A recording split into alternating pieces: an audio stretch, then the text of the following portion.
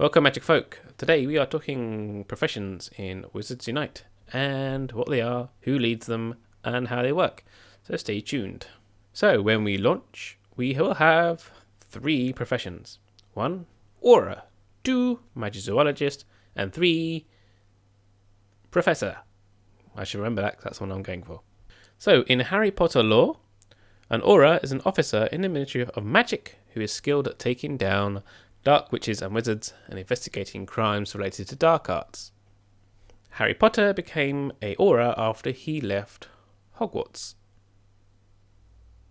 And that's kind of after he defeated Voldemort. Voldemort was kind of in between that time, but left Hogwarts, defeated Voldemort, then carried on to become an Auror.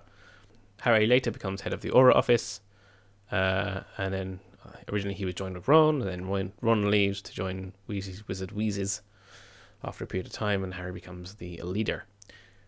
So, depending on the conflictingness of our time periods, which we know are quite fluid in this game, Harry's either an Auror or head of the Auror office, and Ron is either an Auror or working at Weasley's Wizard Wheezes. So if you've played things like Final Fantasy XIV or World of Warcraft, you may be familiar with DPS, damage per second, and this is what the Auror class is, dealing lots of damage. Typically in raid battles and stuff, the DPS person tends to be not so well armoured, so they tend to fight from a distance slightly and not get involved with the baddie attacking them, otherwise they're in trouble. And the icon for this profession is Harry's wand, so we can safely assume that Harry is the lead person of this profession. Our second profession is the Magizoologist. A lot of the articles have described this class as tanky, and then a few articles describe the leader as being Hagrid, and then some articles describe him as being Newt. Well, given the fact that the icon for the Magizoologist happens to be a Newt, I would suggest that it probably is Newt's commander. And the poll I did on Twitter, everyone kind of wishes it was him as well, so I think that was a good decision, assuming that I'm correct, and that Newt is a Newt for Newt, and Newt isn't a Newt for Hagrid. I'm pretty sure it's Newt. Mike from Wizard's Guide also suggested that there may be a tanky class of Magizoologist and a healer class of Magizoologist, one led by Hagrid being the tanky one and Newt being the not tanky one, the healing class. That'd be quite a cool mechanic, actually, if that was true. We don't have evidence for it, but in going in the realms of theory and making stuff up as we go along, that'd be quite a cool idea, actually. So the Professor class is the last one we have on our list. This is classed as a high knowledge of magic. Now, normally with a raid battle, you have a tank, you have a DPS, you have a ranged DPS, and you have a dedicated healer. But we only have 3 classes. So we have the tanky person, the Magizoologist, we have our DPS, which is our Auror, and I guess our Professor is our healer. Now, normally, in a raid situation, the healer only ever heals. They don't do anything else. But because we have a deep magical knowledge, I imagine we are also a ranged DPS, not as much as the Auror, but a ranged DPS as well as a healer. So I imagine we don't have to constantly heal like you do in World of Warcraft. I imagine you can do a bit of healing, then do a bit of damage, keeping an eye on what's going on, then go a bit more healing again. I think they probably balanced it out like that. The Professor's icon is the witch's hat. Now we hear that Professor McGonagall is leading the professors from the articles we're looking at. So the hat kind of matches McGonagall's hat. So, hat for McGonagall, Harry's one for Harry, Newt for Newt. Must be right, yeah? It's relatively compelling, put it that way. So the main reason for having these 3 classes is not for our foundables and confoundables, but for our fortress encounters. So as we looked with earlier videos, we will be getting runes, and depending on our level of our registry, what rank we are at, the better quality runes we have. Say, for example, we have a rank 3 rune for Magizoology. When we go to a fortress, our Magizoology encounters will be at that rune level. I assume. So we'll have to put runes in to get into a fortress. It's kind of like how you pay to get in, much like a EX raid pass, I guess. And the level of that rune and what rune you put in will kind of denote the layout of that fortress. So we kind of have some sort of control about what's going to happen. I dare say, because of the rewards we get at the end of a fortress, it'd probably be quite important as to what runes we put in to what sort of outcomes we want to get from that fortress, or rewards. As we go up our rank within our registry, the fortress will also become more complicated. So it's a very clever way of having a fortress which is tailored to your party. So if I am a low ranking player and all my mates are like super high ranking, if I put a low ranking rune in for my level, that fortress will be tailored a bit more specifically to my weaker stance. So I won't get completely wiped out, you know. If you've gone down the professor route and decided that, oh, I don't really like this very much, I want to be an Auror, then you can simply change your mind. Well, it's not really changing your mind, you just switch classes and then you start assigning points to that skill tree, which we'll get around to in just a second. Being able to swap classes is not only useful for fortresses, so say like 5 of you turn up and 3 of you are Aurors, I know that's a bit of a pain, but it's also useful for your day-to-day encounters, because you may be a professor and you may come across a Magizoology thing, and you may be able to switch class there and load up your skill points to deal with that werewolf, for example, and not just be like at a disadvantage because of what you're encountering. So you can build your skills up at all 3 professions and swap at will. Problem with doing this is when we come to the skills tree is you only have a certain amount of points to distribute for extra skills. So the further you spread yourself, the further you're spreading out your skill tree, which could become a little bit of a problem for a while. So to level up in our chosen profession, we need to earn some sort of points, and we need to spend those on our skills.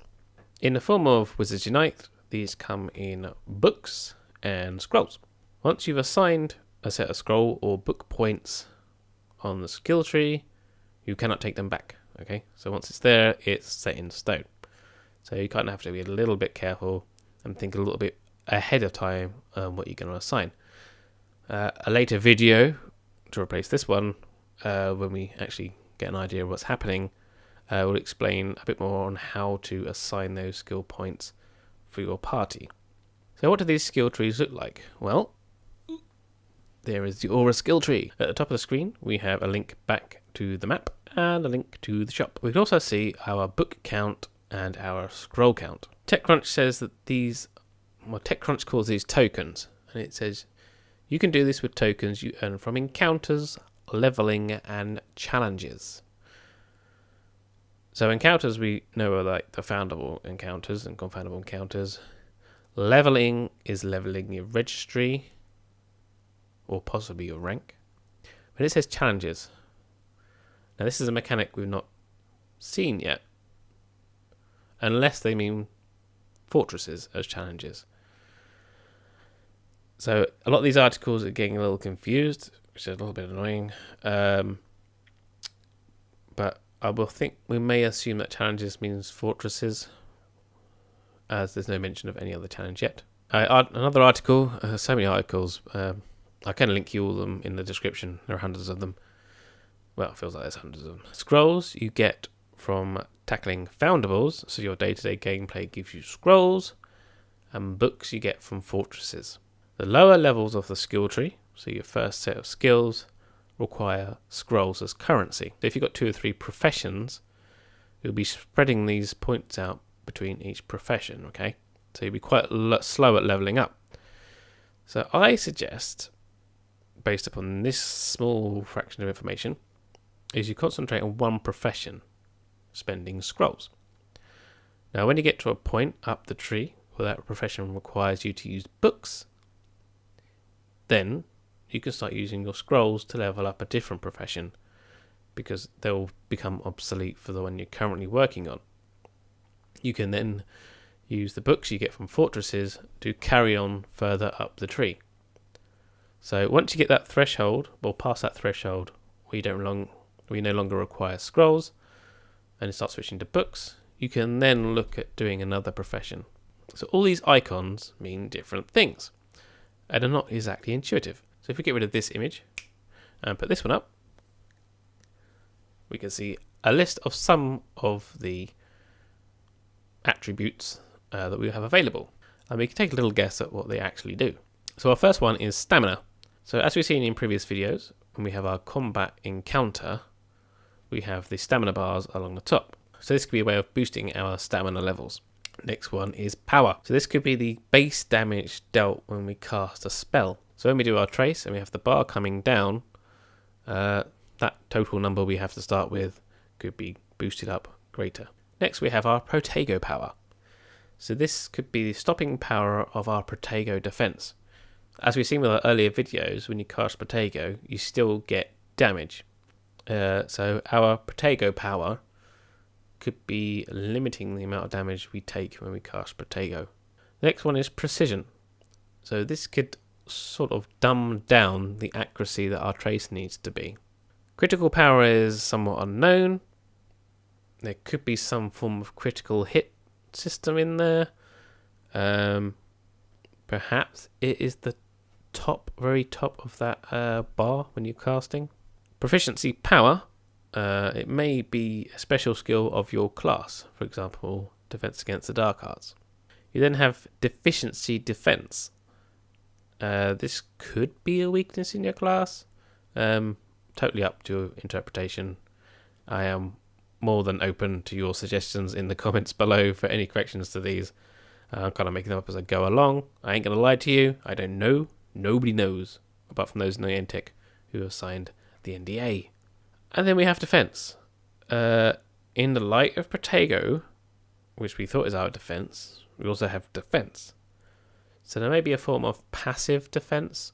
So if you miscast Protego and you get hit full on, maybe that is a way of boosting that defense so you don't lose so many points.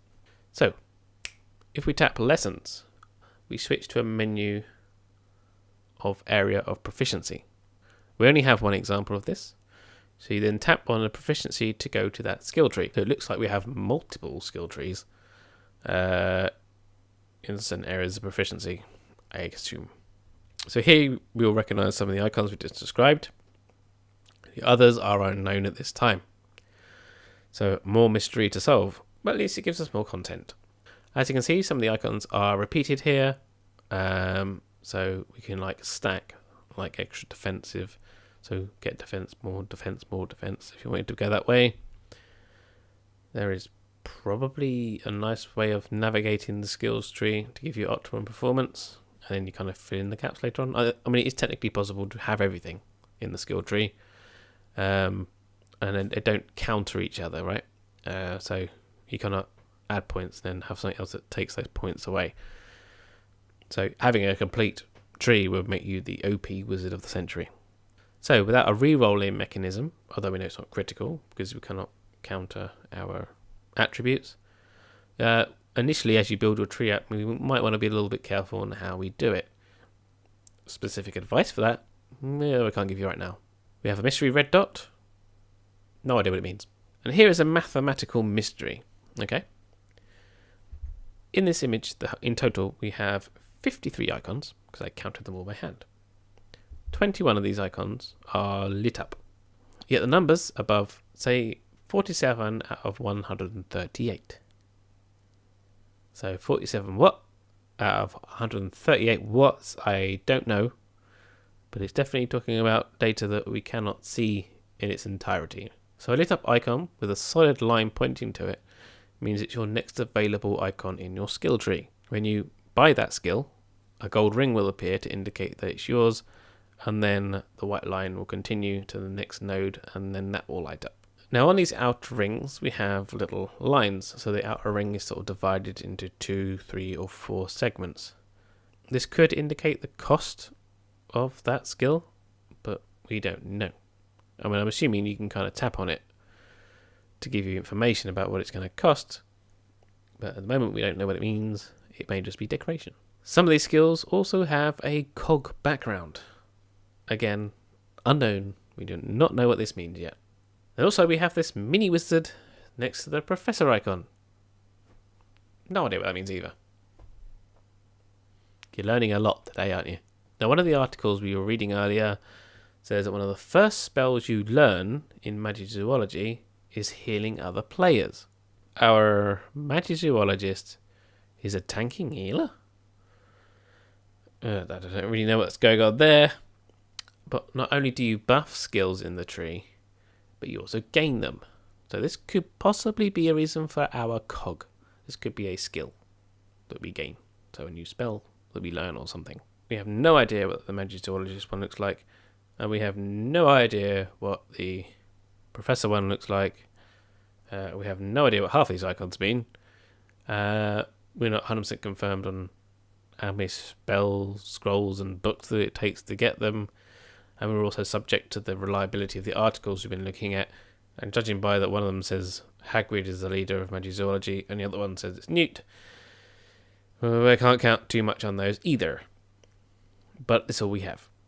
Let me know in the parchment below what you think so far. Again, any corrections I make will be down there in a pinned comment. I'll be interested to see what you guys think about these icons. Maybe based upon what I say, but also based upon your own theories. If you like this video, hit the old thumbs up. If you didn't, hit the old thumbs down. So yeah. So, I'll see you in the next episode.